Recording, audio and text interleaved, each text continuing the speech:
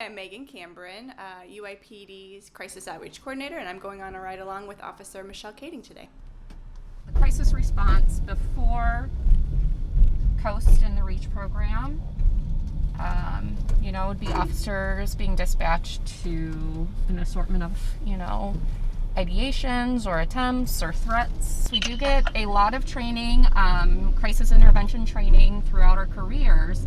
However, as officers, we're still very limited on what we can do because we are not, medical professionals. So, there's a certain surface level criteria that we have to assess, if they're a danger to themselves or others, or if their mental health would decline without seeking help, or if they're not able to care for themselves. But outside of that, it's very surface level. Yeah. And some people, they don't fall into that criteria, but they still need help in some sort of capacity. And so I think having you and other social workers maybe in the future on board will help us to get help to those people that aren't, on the extreme where they need to be admitted and hospitalized. There's real opportunity in this type of model where we have a clinician respond with a police officer. There's a lot of evidence to suggest when somebody is in crisis or they've made the decision to make a change to engage in treatment, that's the time that we really need to sort of jump on it. If we can have a mental health professional be able to co-respond with the police in those moments and really encourage and be sort of that change agent. Police officers have always had that opportunity to sort of be change agents for a variety of different settings.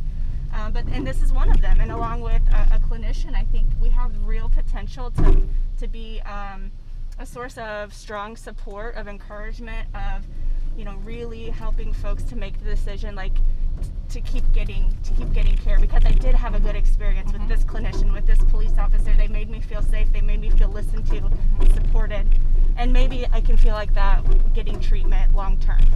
So I think there's a lot of talk about what police departments and officers can do better.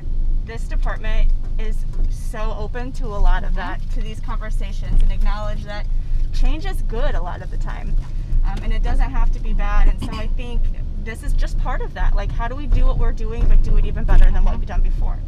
And so continuing to have our officers trained in crisis intervention sort of responses, but also have clinicians helping and aiding and supporting that mission. The goal is several factors: better intervention in the moment, a support sort of safety net for folks post police contact, and then really just helping to change the perception of stigma around mental illness, and then maybe increase confidence in the police department as well.